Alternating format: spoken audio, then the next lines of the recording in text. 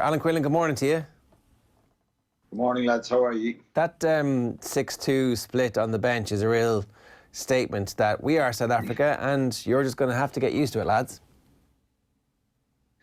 Yeah, it is an indication of the way they're going to play, and they're not going to change. I listened to Rassie Erasmus a good few times this week, and he spoke about, he kind of answered the criticism or the questions that were being asked. Are his side boring? Are they predictable? And if so, why doesn't he change, and does he need to change? He said that since he's taken over the job, he's tried to build a foundation, really, and the simplest way of doing that is keeping it simple, if you like, and he's done that. There's been a lot said about Ireland's predictability, I suppose. South Africa are far more predictable, but they possess a lot of strength and power and bigger players, you know, who can play that kind of direct game, where probably, you know, it didn't suit Ireland at this World Cup, certainly, or during the year. There's going to be no real surprises from them. I think they can play, and you mentioned Chelson Colby.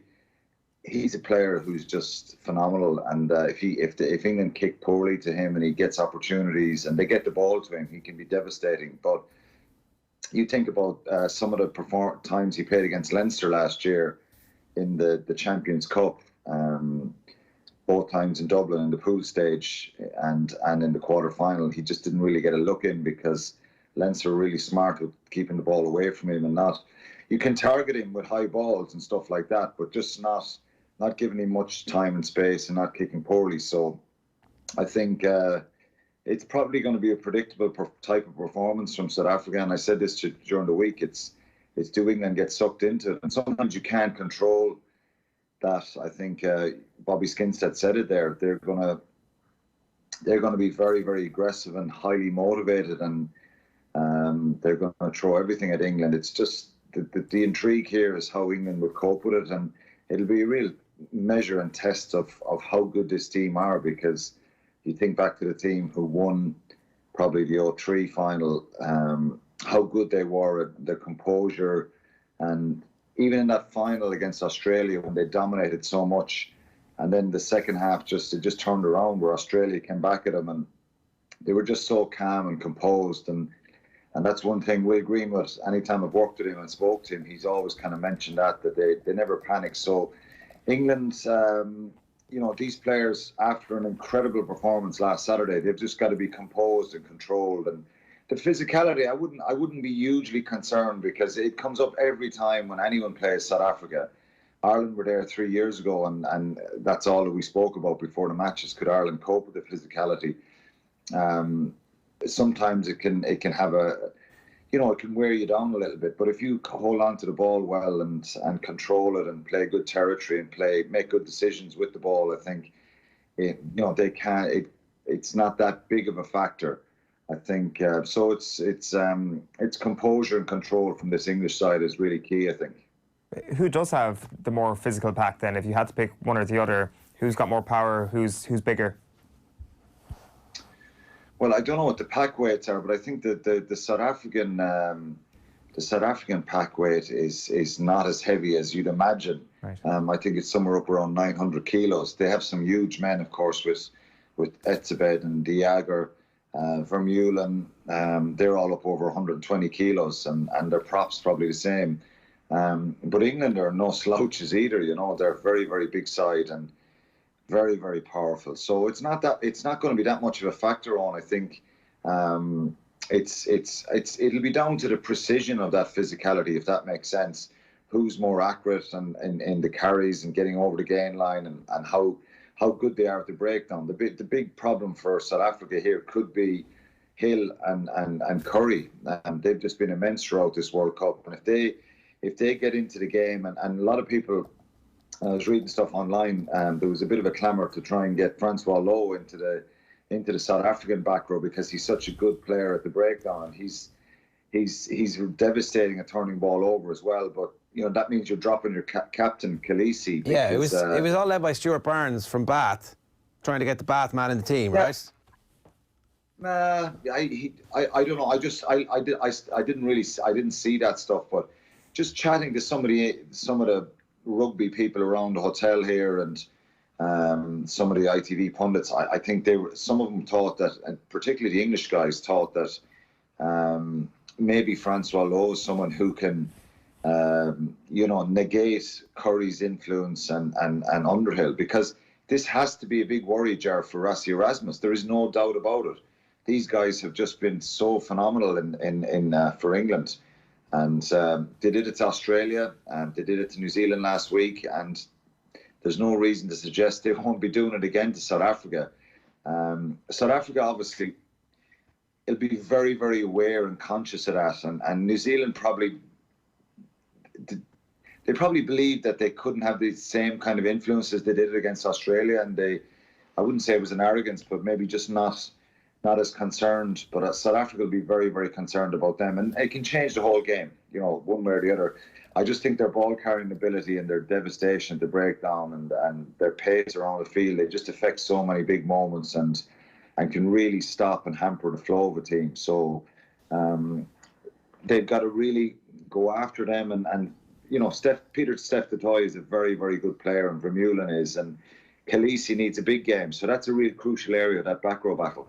Yeah, I wanted to ask you about the influence of Rassie and all this. You obviously know him a little bit. It was interesting before the semi-final, he was out kicking drop goals when the team were obviously in doing their final warm-ups. They'd all gone, and he was out on the pitch in his suit kicking drop goals in his shoes, and I was like, this man's very, very relaxed it was before the quarterfinal, and it's a big game, and he is very relaxed, but he's also got that kind of a bullion personality that's kind of a charismatic, winning, look, everything's great around here, we're all going to be okay here no matter what happens.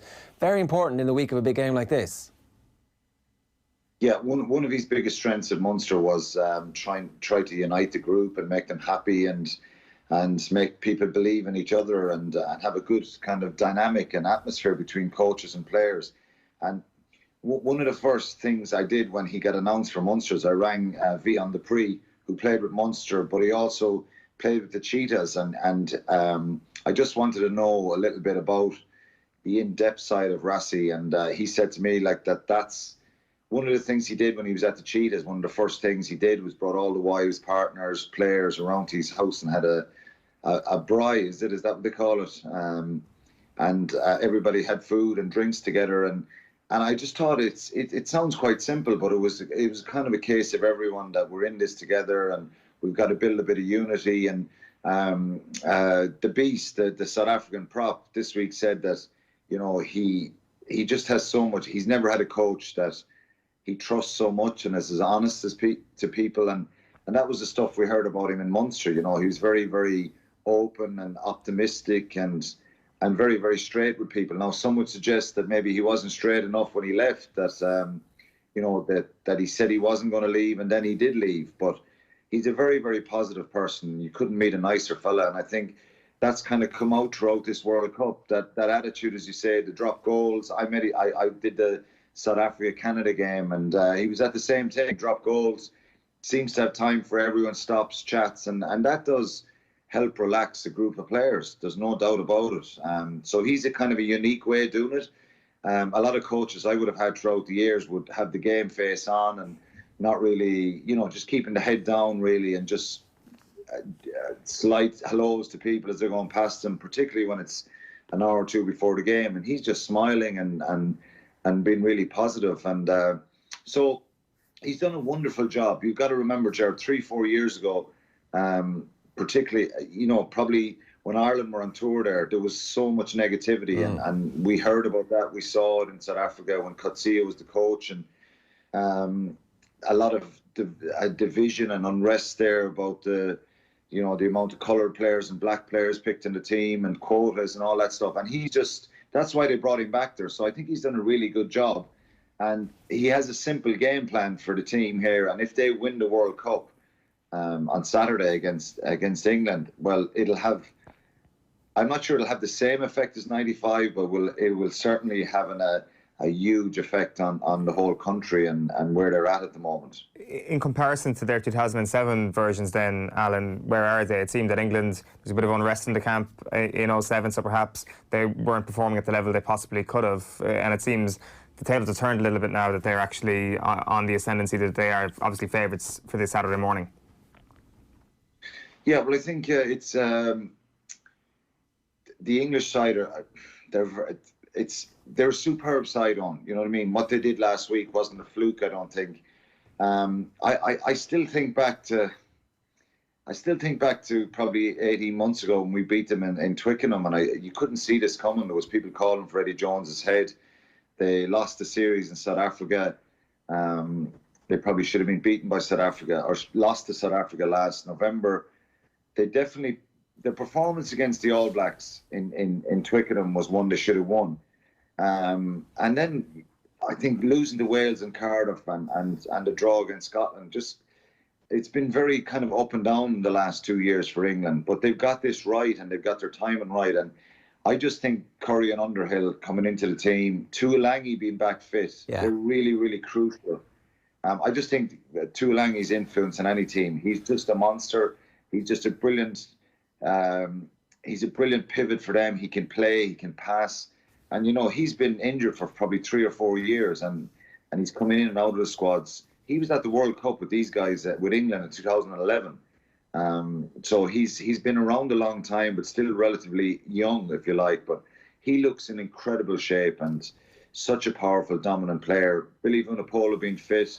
So they've had a good fortune with the injury, I think. I mean, if he gets sent home from the World Cup in 2015 or removed from the squad for discipline reasons, like if that England team had Tuolagi, they're a different team. I think Vunipola at 8 as well, like, you know, he had his own issues before the World Cup, and there was definitely the decision that they took was the decision that they wanted to win the tournament, as opposed to we're going to stand for our values, and that's the decision they made. But he and the team and Tuolagi gave them physical heft, which allowed them go up against any side, particularly a side like South Africa. That's why I'm not concerned at all about, from an England perspective, about the physicality this weekend. You just feel like they're able to match that, and that's why you have to make them favourites. They're 5-point favourites with the bookmakers, and that sounds about right to me, Alan.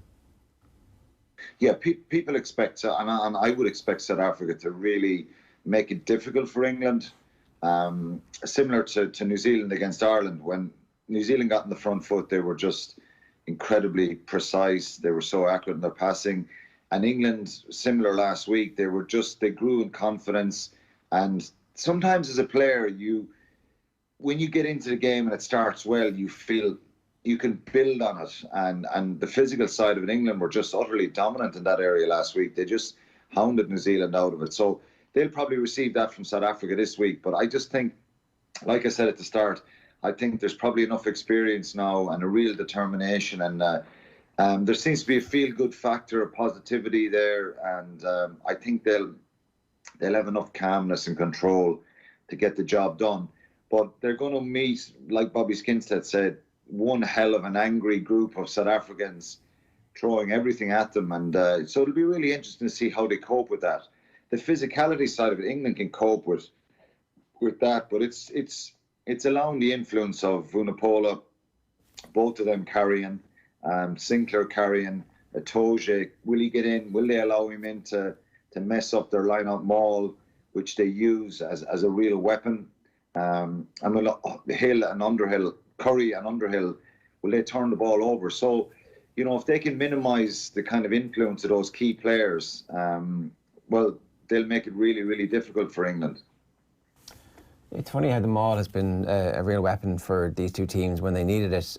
We didn't really use the maul that much over the last year, despite the fact that it was one of the hallmarks of Irish rugby for the last decade. And when the team was going well, like, you know, the image of O'Connell driving the maul forward and directing them was something that was very emblematic of that team and how good they were. Was there a particular reason for that? Was it just that this team wasn't as well set up in terms of personnel? Our team, I mean, when you consider the two teams in the final, have both used it so well?